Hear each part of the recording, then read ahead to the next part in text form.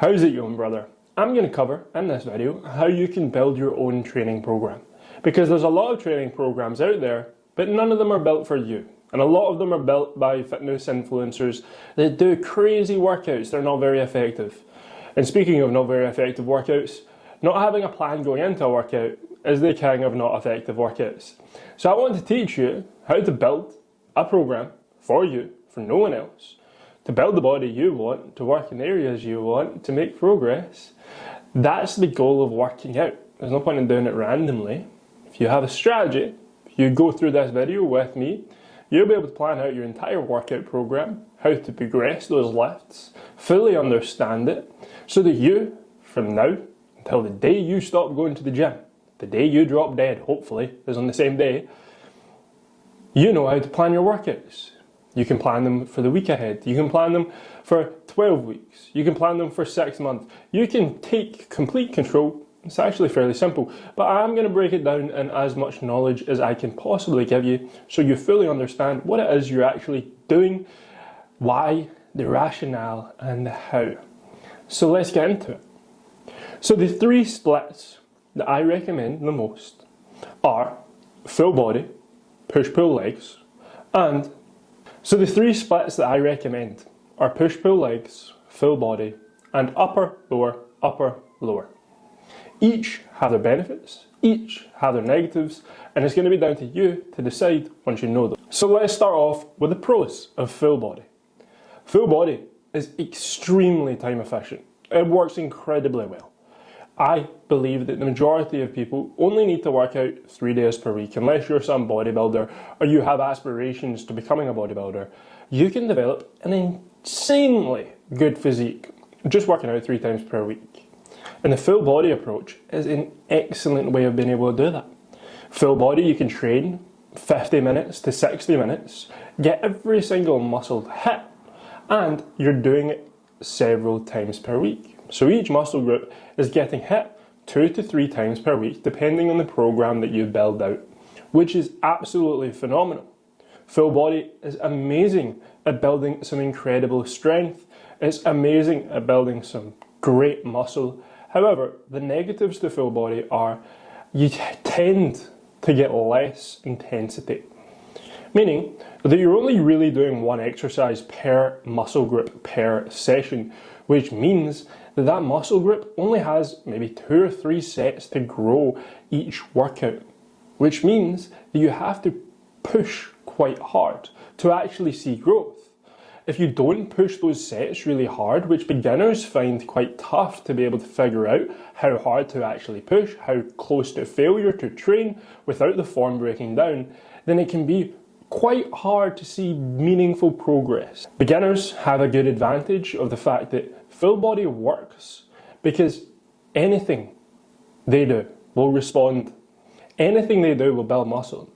But as you get a wee bit more intermediate, once you come out of the beginner phase, if you don't know how to train properly with the correct intensity and with the correct weights, with the correct form, you're going to see a wee bit of a plateau in that. So you either use full body to start and know and learn and progress, or you have to use it in a very efficient, effective way where you actually train as hard as possible for those 2-3 sets of each muscle before then moving on. Moving on to push-pull legs. Push-pull legs is my favourite. The pump you feel in just one muscle group is phenomenal. Being able to see a muscle literally grow as you train it is great. I enjoy them the most, and truthfully, I think the majority of people I've ever worked with enjoy push-pull legs the most. The massive con to push-pull legs is, well, you're potentially only training one muscle group once a week, which can sometimes be not enough to grow, particularly if your intensity isn't correct. And if you miss a workout, if you're busy, you're going to miss a full muscle group. And let's be honest, the majority of people are going to miss a leg day, which can mean that their upper body grows at a significantly faster rate than their lower body. And it's very hard to get the right balance, because a lot of people really enjoy push, they really enjoy pull, but they hate training legs. And it means when it comes to a leg session, it's always kind of half-arsed. It's never really pushed as hard, which means you get this imbalance from the upper lower that really doesn't create a great physique. But when done properly, it can be incredibly enjoyable. And truthfully, you could run it more than 3 sessions per week. You could do push-pull legs on repeat twice. Again, I think 3 sessions is more than enough for the majority of people, but to solve that issue of the imbalance between the upper and lower body, and potentially muscles only getting hit once per week, upper, lower, upper, full body, I think is the best split, or a variation of that. I really like the upper, lower, upper, full body method because everything is getting hit multiple times in a week. You're ticking all the boxes. You're essentially combining the best of both worlds. Both full body and push-pull legs are getting done when you approach upper, lower, upper, full body. I've said that about 5 times now. I think I'm going insane. There's only one lower body session, which is going to be the toughest session, and it's the one that's least enjoyable, and it's second in the week. So you're going to still push. You're still eager to get it done. It is more time consuming, although, because it is 4 days. It's not 3, which means you have to set more time aside and plan for it.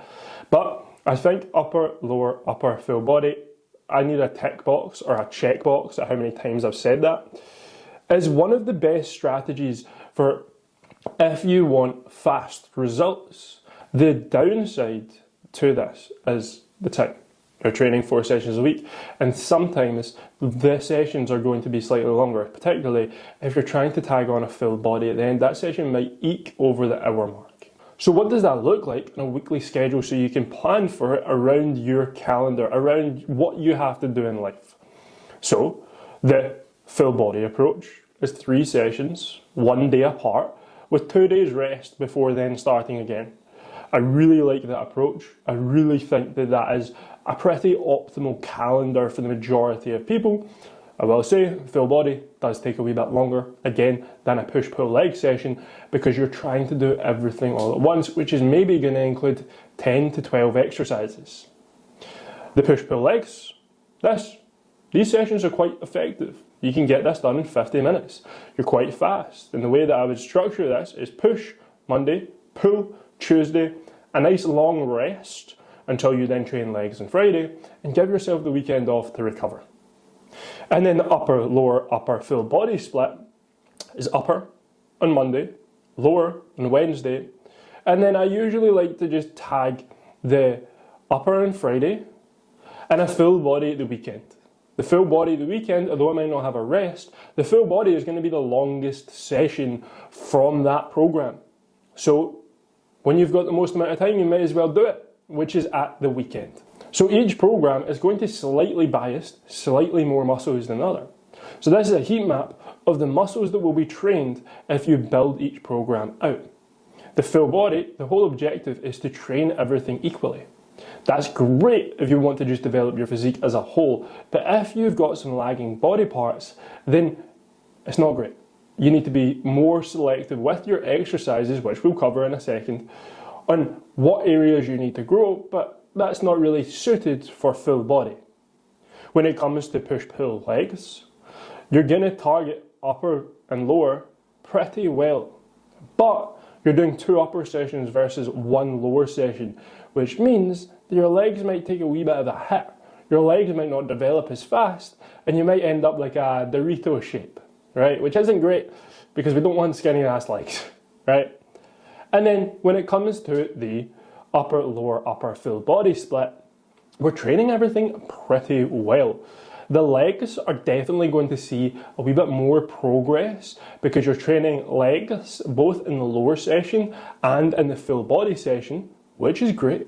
So I think better legs develops a better physique.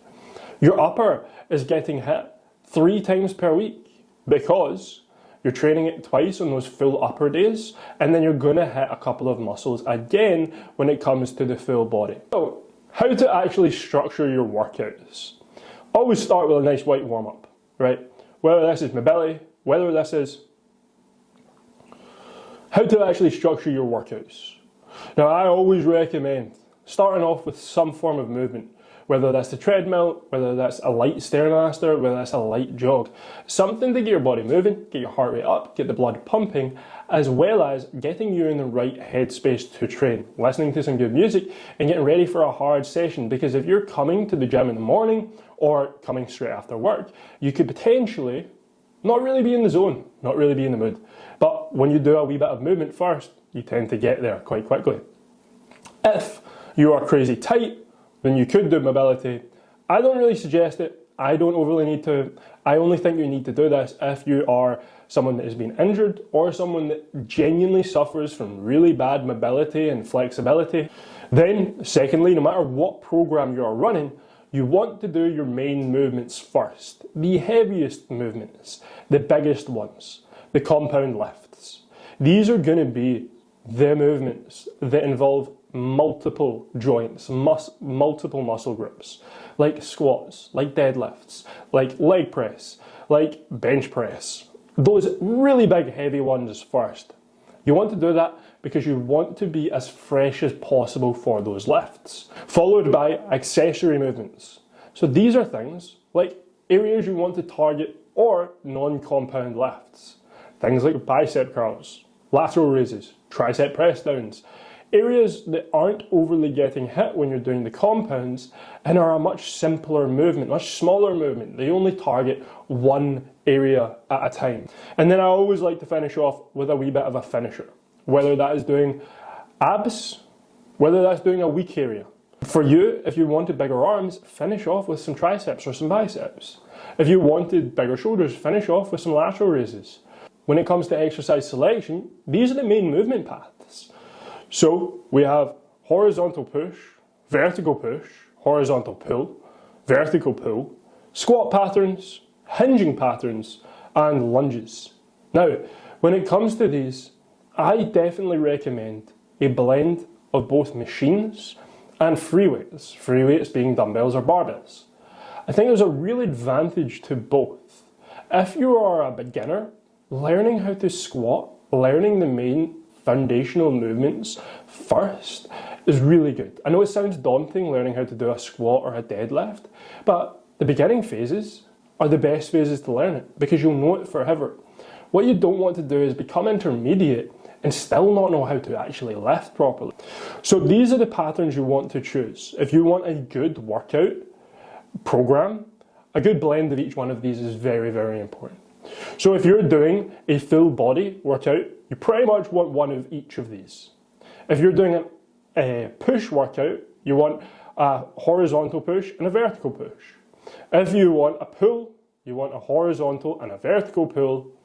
You can tag that with your hinging movements because deadlifts and conventional deadlifts are Romanian deadlifts and conventional deadlifts. But as you move on, I definitely think there is a benefit to a combination of both. The way that I structure my workouts and the people I work with's workouts are I tend to put the free weight things first when it comes to the compound lifts. So that might be deadlifts. And then we'll follow that by a leg press. So that your form is as good as possible for the free weight exercise. So that your form isn't shaky, you're not tired, you can really do it without the form breaking down. For your leg day, you essentially want all three of the bottom row, which is squats, hinges, and lunges. And then you couple those with the accessory movements.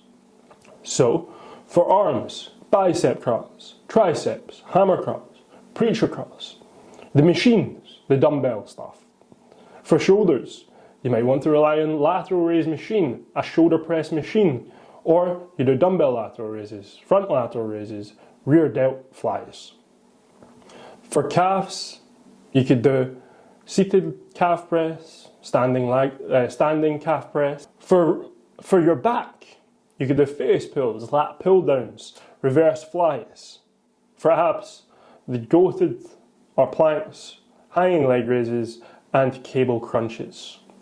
So, all you're doing to make a workout program is selecting from the first lot a couple of exercises to fit into each one of your workouts, and then you're going on to the accessory to then finish off the workout. Now, what are the rep ranges that you need to know for each? Because we want to set good rep ranges.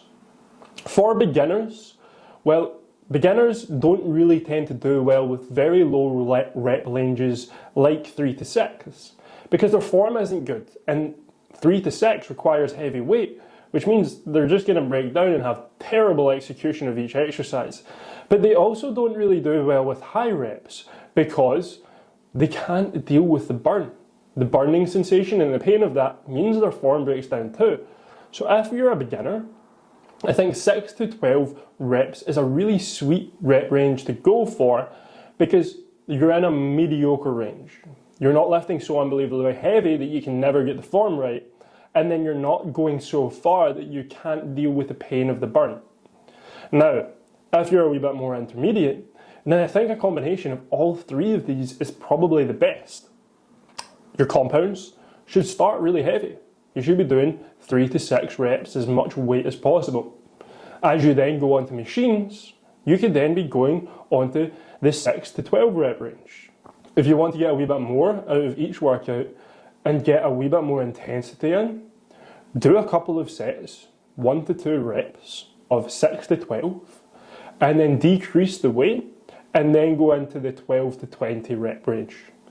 That way, you are training the muscles with heavy weight at a lower rep range, and then you're taking the muscle to complete failure with a lighter weight. I really do think a combination of all of these is the best, and it's exactly what I do for my clients and myself. But when my clients first start, I keep the beginner in mind and just put them on that middle rep range. The way that I really like to work is start off with the heavy stuff, and then with a few reps, and then get lighter weight, but with more reps. So as I fatigue, my weights come down and my reps go up. It's the exact same thing as what I do across the whole workout. Start off with the heaviest stuff and go towards the lightest stuff. So now here comes the sucky part. The part that requires effort. How do you actually turn this into your own workout program? How do you create it? This is the part where most people will skip, that won't do.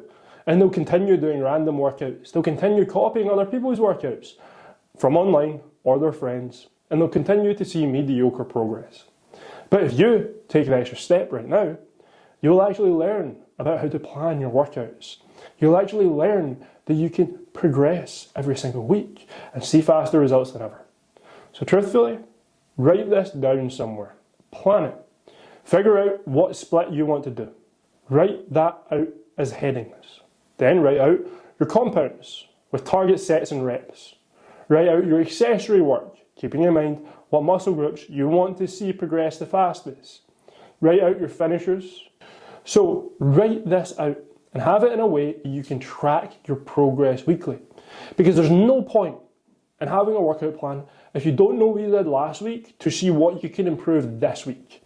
It's the whole point of having a workout program so that you can repeat it. I hope this helps. If you want to ask me any questions on this, leave a comment down below or message me on Instagram. If you want a program built for you where you don't have to worry about any of this, where you don't have to think about it, where you don't have to put in any effort, and you want someone to keep you accountable to making sure you're progressing every single week, there's an application form down in the link in the description. Click on that and we can work together so that you don't need to deal with any of this bullshit. So thank you very much for watching. I genuinely hope this helps. Again, if you've got any questions, please feel free to comment or message me on Instagram, and have a great day. Peace.